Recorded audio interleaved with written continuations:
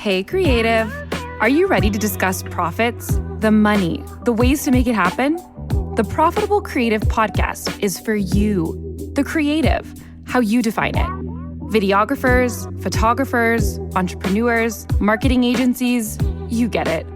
CEO of Core Group and author Christian Brim interviews industry experts, creative entrepreneurs, and professionals alike who strive to be creative and make money at the same time.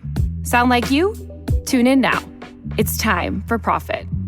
Welcome to another episode of The Profitable Creative, the only place on the interwebs where you will learn how to turn your passion into profit. I am your host, Christian Brim. Special shout out to our one listener in Tokyo, Japan, Domo arigato. That is the extent of my Japanese. But welcome. Thank you for listening. Joining me today is Andrea Miller of Music Studio Startup. Welcome to the show, Andrea. Great to be here. Thanks so much. Well, I'm glad to have you. I got connected to you from one of our mutual clients, client of yours, client of mine, who owns a piano music studio. And she said, "Oh, you need to check out Andrea." And I go to Andrea's website, and she has a coaching cohort for, and she's going to explain it. I'm just, repeating what she's going to say, for music studios. And then I see on her website that she also does accounting. And I'm like, ooh, I'm fascinated. Now I really want to talk to her. So, Andrea, I've done a poor job of explaining what you do. Why don't you tell us what you do? Yeah, thank you. So I work with music teachers and music teachers who want to make a living teaching music, whether that's as a solo independent teacher or as a multi-teacher studio owner. And I tend to gravitate toward the finance and accounting and tax side of things. Although I'm not officially an accountant, I just say I'm a nerd about such things. And I partner with people who have the credentials. But yeah, I love talking about money, actually, and breaking that down for music teachers, especially. I have been a music teacher since I was in high school. And I just see it's a place where money conversations, people take themselves out of the conversation before they've even given it a chance. And I think that's not necessary. So try to break down those doors. You've come to the right place. And now that you said that, you said you're a self-professed nerd. I remember I signed the copy of my book that way to you. I chuckled when I opened it. Yep. Yes, which some people might be offended by being called a nerd. Not Andrea and I. We're fine with that.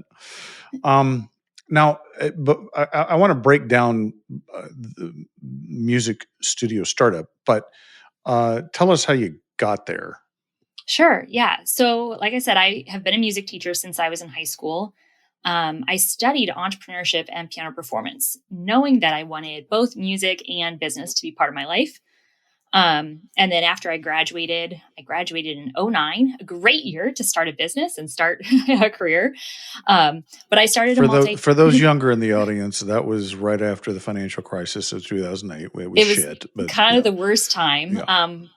I kind of see it as a blessing in disguise, though, because I didn't know any better. I just knew the cards that were dealt to me and what I had to deal with. So, and actually through that time, I found my music teaching was a very reliable source of income.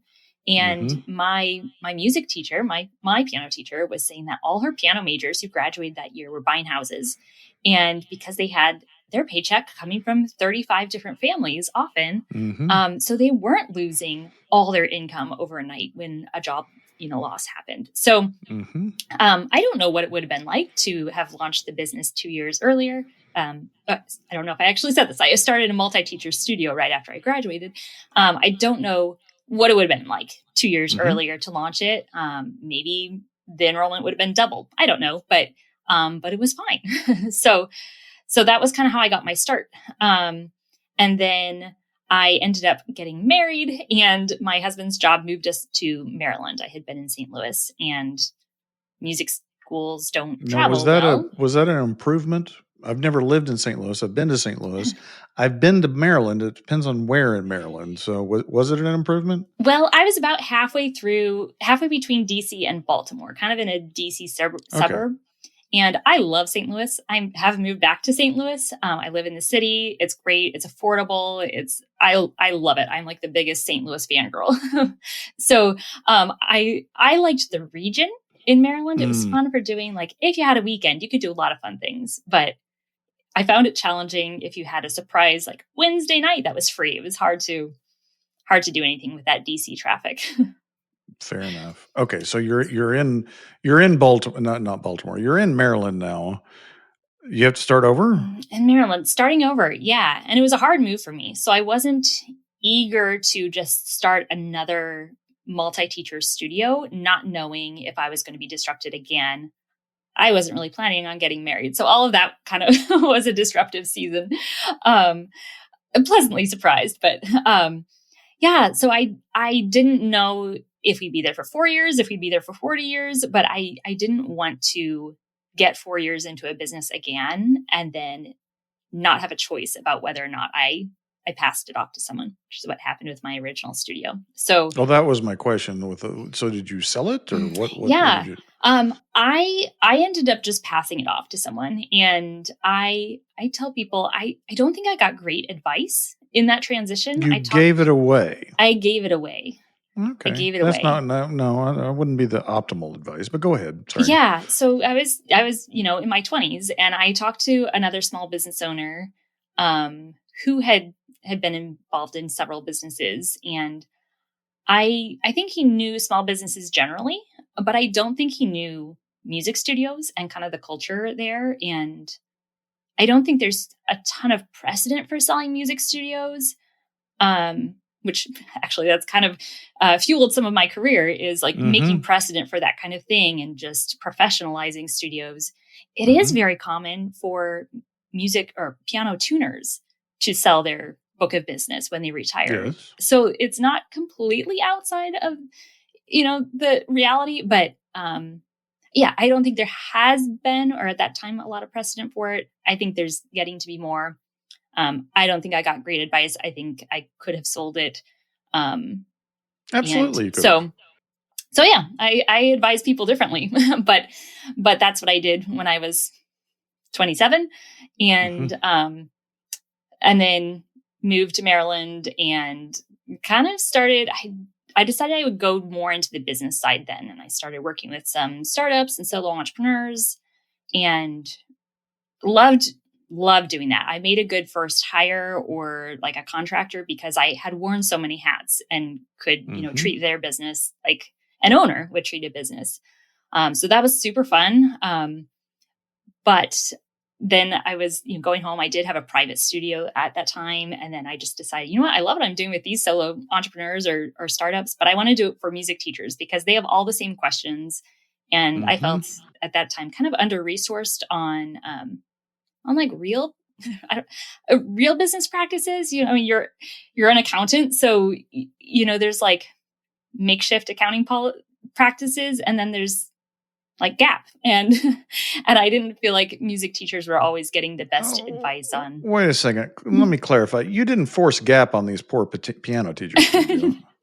No, but I found them kind of struggling to implement maybe haphazard advice when they were facing problems that were pretty well solved in the general business world. And like they weren't complicated in the business world, and they were maybe being overly complicated. They were new to them. Yeah. Now, for the audience, GAAP is generally accepted accounting principles. That's the accounting standard in the United States. Virtually no small business uses GAAP. As a matter of fact, I had a client, a fairly large client, they were doing like $50 million in revenue. And they said, we want GAAP. We want to do GAAP because we're thinking about, potentially selling. And I looked at them because they were literally still running their $50 million company on QuickBooks. I said, you need timely, accurate financial information just on an accrual basis. We're not even going to touch GAAP. But it's funny because it kind of speaks to this general idea of people speak out of a lack of knowledge. And someone had told him that he needed GAAP financials. And so he's like, yeah, I want that. And I'm like, dude, you don't even know that you don't have good financial information just at its foundation. Like we're talking about, building a skyscraper, and you haven't even dug the foundation here. Yeah. So. Yeah. Yeah. So I just found that music teachers were, I thought they could be getting better insights into like business practices that were commonplace in other businesses and industries. Yeah, and I think my experience, one of the reasons why I started this show was that creative entrepreneurs, however you want to define them, have a tendency to avoid processes. They don't necessarily like to think linearly. Not that they can't, but they just don't. That's just not how they function. But the reality is that if you're going to have a sustainable, profitable business, you have to bring some of those things in, whether you want to or not. It's something you have to deal with. So in launching this and bringing this to your fellow creatives, what was the response? I mean, did you have to kind of convince them that there was a need, or was there definitely like, oh God, you've got exactly what I want? Well, yeah, I think there was a need and kind of a relief, like, oh, someone's finally talking about this. I liken it to learning to read music versus playing by ear. And can you have a fulfilling musical life and only play by ear? Absolutely. You can go your whole life and just enjoy playing by ear. But you might encounter a ceiling, and you're trying to communicate with some other musician. And if you're not speaking the common language of written music, then it's really hard to do that. And I think I was speaking to that teacher who was like, I am at my limit. I'm doing this thing. Like, I've got this spreadsheet thing that I've concocted to track my finances, let's say. I mean, there are many systems that teachers implement, but let's say it's finances. And now I need to apply for a bank loan because I'm expanding. I've been very successful and I want to expand. And I don't have the language of business or finance to go and do that. And so it wasn't cutting it anymore for them to just like do the thing they'd concocted. Even if it got them that far, like it wasn't going to get them that next step. So I think they were hungry for that like real information. And also everyone faces taxes and wanted to be set up for that. Well, I love that you use the analogy of a language, because I've often said that accounting and finances is a language. It's the language of business. And every business has a story to tell in their finances. It's just how you standardize the story so it's not random, that anybody can read it, right? So I love that analogy because it's one that I use. I love it. So were most of the people coming for, like, was that their bleeding neck was the finances, or was it something else that they came to you normally for? Sometimes it was they were struggling to get students and they needed marketing help.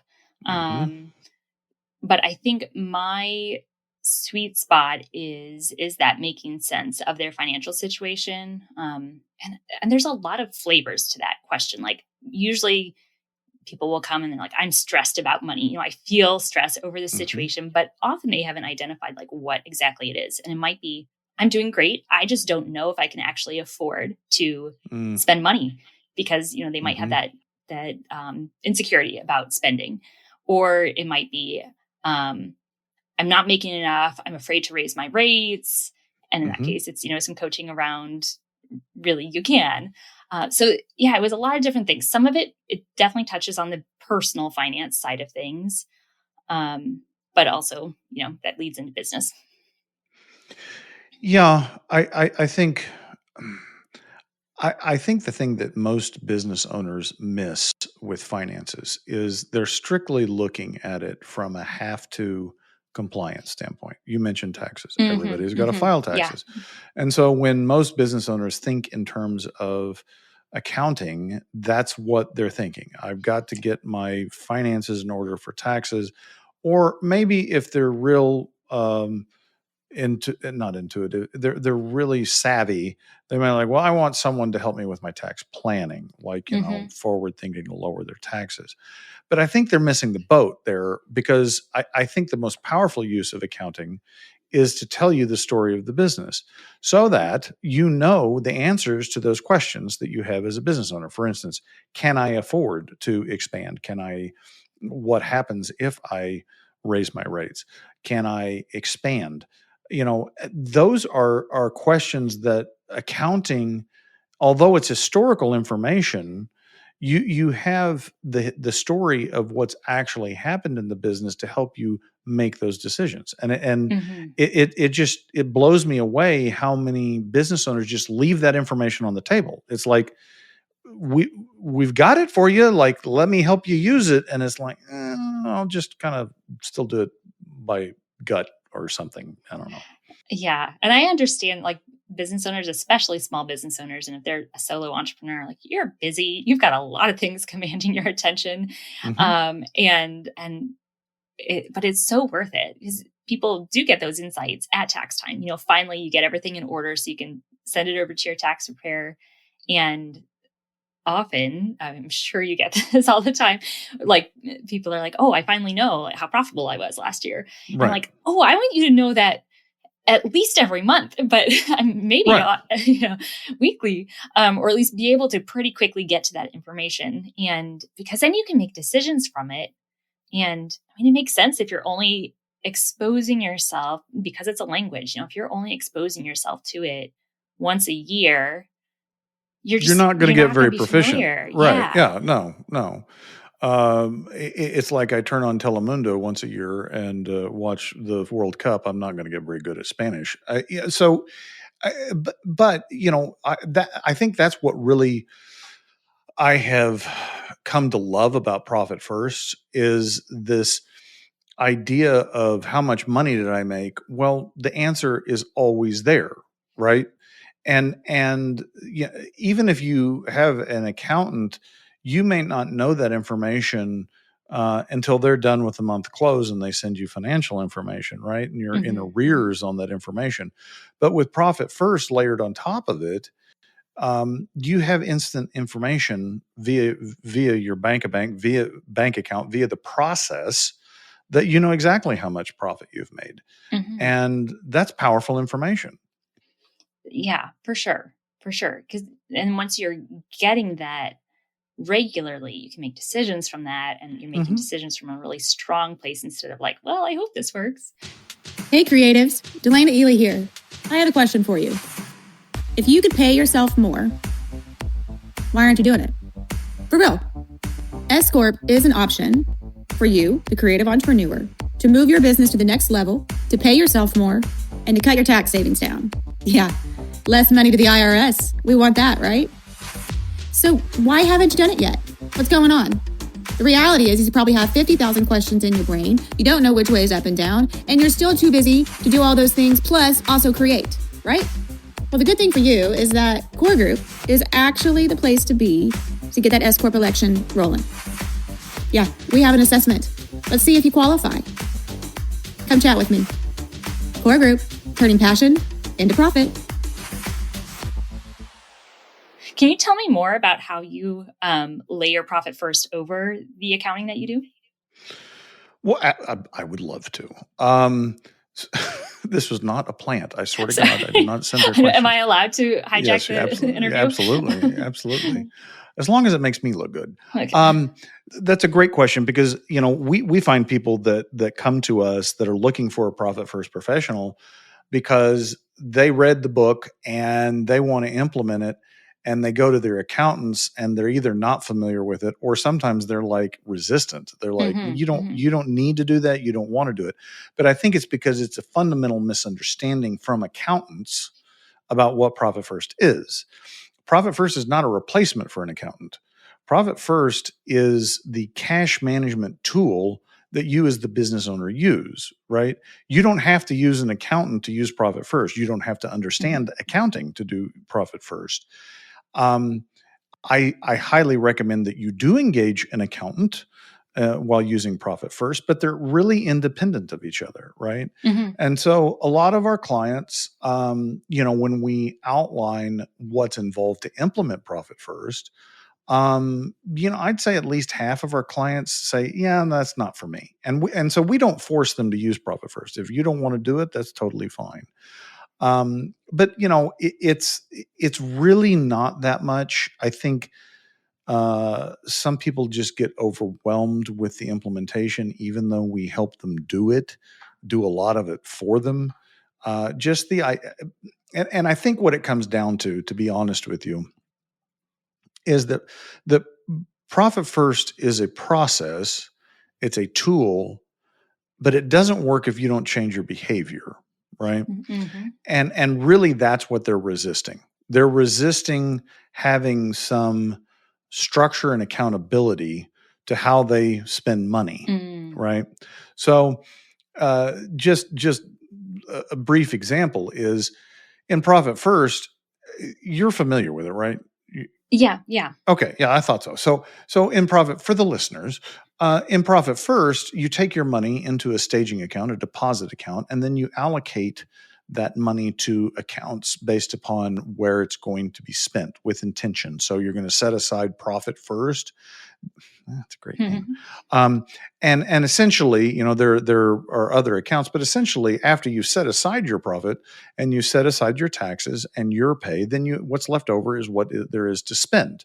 Okay, if you do that, and then at the end of the month when you're running short, you go ahead and move the money back from your profit account and spend it anyway, well, you've defeated the purpose, right? Mm-hmm. And so that's what I think they resist more, is the change of their own behavior than it is the structure itself. Mm-hmm. I don't know if that answered your question. Yeah. So you would treat Profit First, it's almost like the budget. Like, this is how you're allocating into these categories, right?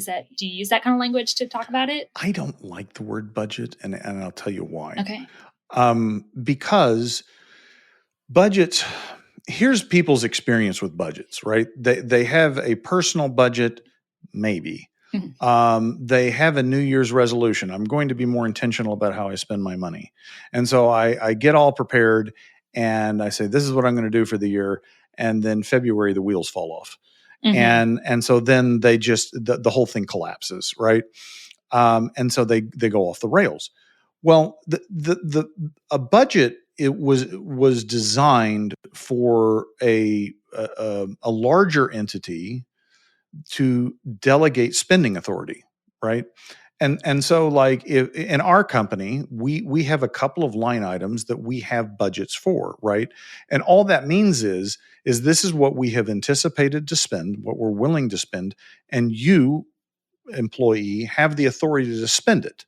Mm-hmm. So it's a control process, Mm-hmm. it's a control mechanism. The problem with an individual is, and this is the same thing with Profit First, is that if you're the one that's responsible for it and have authority of it, who's going to hold you accountable to it, right?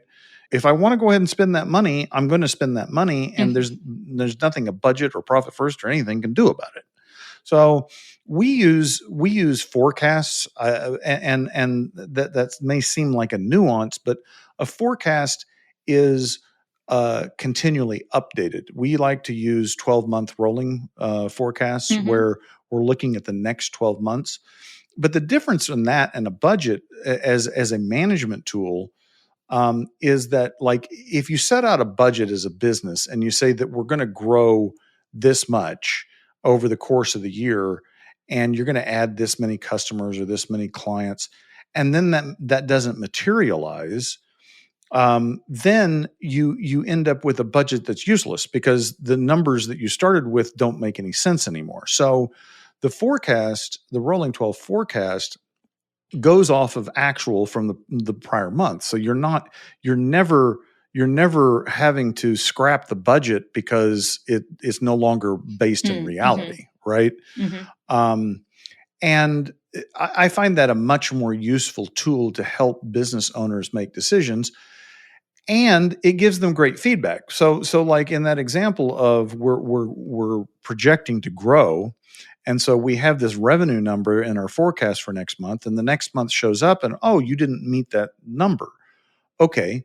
It doesn't mean you add on to it for the next month because you never got the original growth. but it's a trigger also to say, okay, what didn't work, right? We spent this money, we did these things to generate the revenue, and it didn't happen. Okay, so if we're going to update our forecast, we need to understand what went wrong, what went right, so that we can update it and make it more accurate, right? Mm-hmm. So that's why we prefer the forecasts. Okay, so you talk about forecasting out into the future, and then for profit first, it sounds like that's how you want people to manage their cash. Like as it comes in, it immediately gets distributed. And so if you're out of money in the whatever utilities account, then you're pausing and saying, "Oh, do I need to turn down the air conditioner because it's not so hot anymore?" Like you're wanting it to be that trigger for them. Yes, we don't get that granular usually, and most of our clients don't. We usually have one or two expense accounts that things are paid out of, but it absolutely it is the trigger, and we've experienced it in our business, right? And I've seen everybody that implemented Profit First have that situation where they run out of money, right? Mm-hmm. And it's like, oh shit, what do I do? But it forces you to stop and ask the question. Now you can blow right through that question, you can transfer the money, and you can keep spending and nothing's going to change. But what it does is it gives you the structure to ask the question, well, why did I have to transfer money? Mm-hmm. What happened? Because something did not happen the way I planned it. Yeah. I tell my clients so often, like it's so much of accountability and just reviewing is about like honesty with yourself. And if it happens 1 month, sure, there are surprises. Like that's fine. If it's happening month after month after month, that's when you really need to get honest. Be like, okay, this wasn't a fluke. It wasn't just a surprise. This is maybe an ongoing thing. And how am I going to reconcile that? But such a great position to be in when you can do it proactively, on the front end. It's not like you're waiting till April 15th and discovering, oh, I overspent by 20% in that category. You can see it in April, May, and June of the year as it's going along. Most businesses, even before we wrote Profit First for creatives and we started working with creatives specifically, there were three questions that every business owner asks their accountant. That they ask, how much money did I make? Mm-hmm. How much taxes do I owe on it? And where did the money go? Right? Because invariably, you're going to end up with a tax bill that's a surprise, one. And two, this question of, wait a second, you said I made how much money? Like, where did it go? Right? Mm-hmm. And it sounds very pedantic. It sounds very simple, but these are the needs that business owners have. And the short answer is that there is a solution. You don't have to run your business that way. There is an alternative, but you have to be willing to change your mindset around money. It starts with you. It starts and ends with you as the business owner. Because you pick up the tool that's a hammer and you try to drive a screw, it's not going to work, right? Yeah, right. Yeah, it always comes back to you as a business owner. Absolutely. For better or worse. Absolutely. Yeah. So I'm curious, non-financial things, what are the things that you find that your clients struggle most with? You mentioned a couple of things, marketing, pricing, like what are those the most common? Those are probably some of the questions that like prompt people to come talk to me. One thing that we talk about, this goes back to that accountability and like, are things getting done? In my alternate life, I'm also I've been a director of operations and chief of staff for a couple of companies. And I always say my superpower is annoying people to get things done, like so that they rise to what they want to do, accomplish themselves, but not annoying them so much that they shut down. So just like helping people keep moving in their business. Everyone's got goals and I want to see them accomplish those goals. And so I have masterminds and we have small cohorts of people who meet weekly or do an online check-in. And it's just that setting quarterly goals, saying every week what's on your plan for that week, and then checking in the following week and seeing whether you're on track or off track on those things. And it's just, that check-in. It's that honesty with yourself. Like, am I not making progress on this because I truly was swamped? My mom was in the hospital and my car broke down and like legit life happened. Or am I not making progress because I'm scared about something and I need to face that? And so, a lot of that, just helping people stay out of their own ways, move forward, get help as soon as, have someone else have eyes into your business. Cause that's really hard as a solo entrepreneur. Your business so well, but you can spend a lot of time in your head.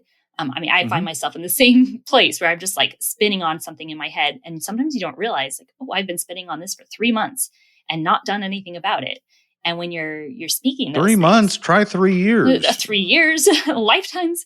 Yeah, you can really like lose track of how long you've been stuck on something. And when you're setting your goals, speaking them to other people, and I think our groups are amazing because they're so kind and encouraging. And it's never about like, oh, you didn't finish that.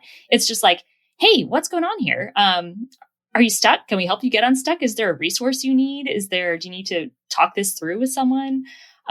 Just to, keeps all out of our own ways.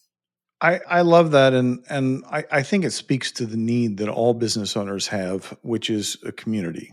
I think we all can get real isolated and siloed in our own business, and it can become a very lonely and scary place. And, it can be a formal structure like a mastermind or cohort. It can be a one-on-one with a business coach. It could be, for me, my initial support network was joining Entrepreneurs Organization. So it can come in many forms. But it really, it starts with you wanting it to be different, right? You are tired of making excuses for yourself, or you're tired of the situation that you're in as a business owner, and you're just like, I'm done with it. And I understand the human psyche that, people will resist change because even in a situation where they don't like it, because they're afraid of the unknown, they're afraid of the change, and that fear of the change is stronger than the pain that they're currently in, right? But the reality is the change is usually not that hard. I mean, like the fear is unfounded, and there really is a better life once you get past it, right? Yeah. So I would encourage anybody listening, like if you're not happy with the situation that you're in, don't settle. Don't. And it doesn't have to be core. It doesn't have to be Andrea if you happen to run a music studio, but find somebody that can help guide you and walk you through that process, because you don't have to be satisfied with the situation. Yeah. And to follow someone else's progress too. I mean, usually teachers are thinking about a change they want in their own lives, their studio. But another thing that they're experiencing when they're in some kind of community, whether it's core, I was in Vistage and different things, you're seeing other people make decisions, seeing how they process that and the outcomes. And so you kind of get to live vicariously through other people. You're not just seeing the outcomes, you're seeing the whole path. And I mean, every day I see teachers assured like, oh, this teacher did that hard thing. She survived. Maybe I can too. And just like it all becomes more normal. Because the fact is, they're business owners every day making these decisions behind the scenes. You're just not seeing it. You're seeing their outcomes and their successes. But there's a path behind every one of those. And just catching a glimpse into it. And Yeah, I 100% agree with you. Two things about what you just said. One is you do learn from watching others, absolutely, and you understand that, like, oh, I'm not abnormal. I'm like everybody. These other people are going through the same shit, right? And they're having the same feelings. which is the first point. The second point is it is inspiring, right? Like in Entrepreneurs Organization, I remember the first time that I was asked to be on our local chapter's board, and I'm sitting around looking at the other 7 or 8 entrepreneurs on this board, and I was like, I am an absolute pissant. Like these people are so much more successful than I am, and I didn't feel belittled. I mean, they in no way were belittling me, but I was just struck like, holy shit, what is possible, right? Like I'm not limited the way I think I am in my brain. Yeah. It's such a, without like so many things with entrepreneurship, unless you make that decision to reach out or seek out something, like you will just stay stuck. It is limited by you as the business owner. Get going. Yes. Andrea, how do folks find out more about Music Studio Startup? I remembered it. Didn't I? That was correct. Yeah, that's it. And what you got going over there?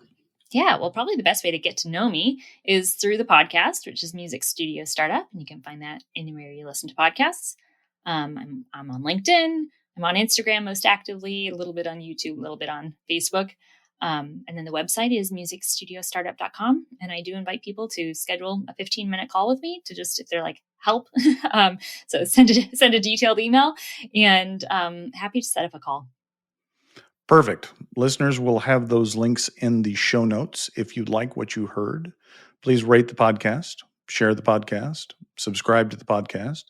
If you don't like what you heard, shoot us a message, give us some suggestions, and we'll get rid of Andrea. Until then, ta-ta for now.